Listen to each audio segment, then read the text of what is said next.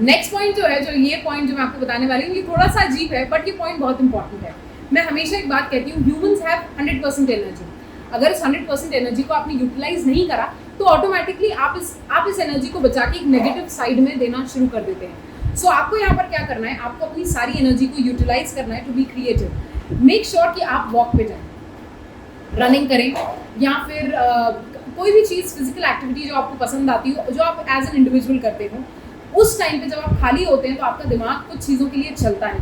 जब उन चीज़ों के लिए चलता है तो automatically you start thinking more creatively, क्योंकि अब आपका पूरा पोटेंशियल, जो आपकी पूरी बॉडी जो है वो कम्प्लीटली जितनी एनर्जी प्रोड्यूस कर रही है उतना ज़्यादा उसको यूटिलाइज भी कर रही है। तो automatically your creativity and your thinking will come to a blast. So sometimes you need to change the pace to getting those creative juices flowing. So make sure that you have a simple remedy, that you walk perfect, that you go out for a walk, that you go out yourself, you sit for 10 minutes where you analyze and try to evaluate yourself. All right, next is walking, whether that's hiking, treadmilling or trail, that increases the creativity of an individual. तो अगर आप creative बनना चाहते हैं तो भाई go for a walk, spend time with yourself and try to understand and analyze the situations for yourself. Okay, so next is surround yourself with blue. It's an amazing fact that you will love कि भाई आपको क्यों बोला गया है। बहुत सारे researchers का ऐसा कहना है। So according to the researchers, the blue color helps to encourage people like who want to think out of the box. आपको बहुत सारी जगह जो इंस्टीट्यूट्स होते हैं, जो करियर ऑब्जेक्टिव जिनका ऐसा रहता है, या एजुकेशन इंस्टीट्यूट्स रहते हैं, इनका कलर ब्लू होता है। जोमेटो का कलर रेड क्यों है आपको पता है? अगर आपको नहीं पता तो भाई मुझे कमेंट सेक्शन में बताइए, मैं आपको बताऊंगी कि क्यों होता है जोमेटो का रेड कलर, और क्यों आप उसको देखते ही, उसके खाने को देखते ही आपके मुंह में पानी आने लगता है। So basically blue is the colour which is, जैसे ओशन का कलर है ब्लू, तो नाउ ओशन जो है वो कितना बड़ा है, ये सी वास्ट है, आपको यही नहीं पता कि ये सी का अंत कहाँ होने वाला है। तो बेसिकली इसी तरीके से एजुकेशन है, इसी तरीके से क्रिएटिविटी है। क्रिएटिविटी का कोई अंत नहीं होता, ब्लू ओशन का कोई अंत नहीं है, इसीलिए automatically this capturing yourself somewhere where in blue will always increase your creativity.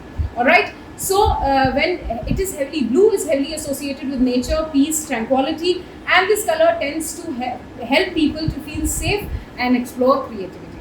So next point that I'm going to tell you is create some psychological distance. किनसे साइकोलॉजिकल डिस्टेंस आपको बनाना है, यही बात करूंगी मैं, यानी आपकी प्यारी पर्सनालिटी डॉक्टर। अगर अभी तक आपने मेरे वीडियो को लाइक, शेयर और सब्सक्राइब नहीं करा है तो भाई ज़रूर करें, और उन लोगों के साथ ज़रूर शेयर करें जिन लोगों को इसकी खास ज़रूरत हो। So create some psychological distance. Researchers found that when participants imagine that the problem is originated from far locations versus to a close one, they solved the problem and they came up with more creative solutions.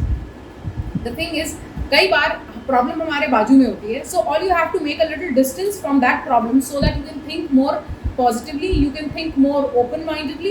So all you have to do is be a little distant and keep yourself a little calm and patient, so that you can understand the problem more clearly and you can come up with more creative solutions here. So the next time when you face difficult problems, try imagining that issue is distant and is disconnected from your current location.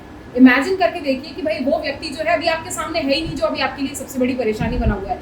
वो ऐसी कोई चीज़ आपको imagine करनी है कि भाई शायद ये घर आपके लिए प्रॉब्लम है, तो आपको ऐसा इमेजिन करना है कि मैं इस घर में हूँ ही नहीं। सो ऑटोमेटिकली ये एक डिस्टेंट बना देगा और आपकी प्रॉब्लम को आसान कर देगा, and you will come up with more creative solutions here. So next is reconceptualize the problem. What you have to do here is reconceptualize the problem.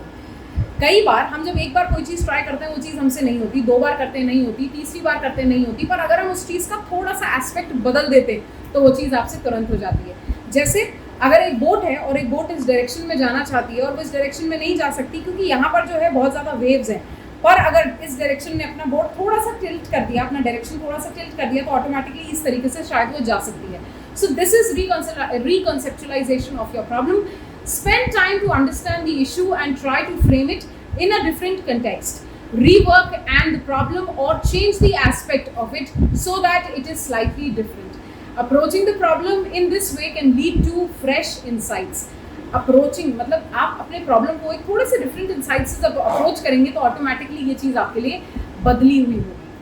So भाई, this is it from my side and I really hope that you like my video, you love my video and you give a lot of love to my videos.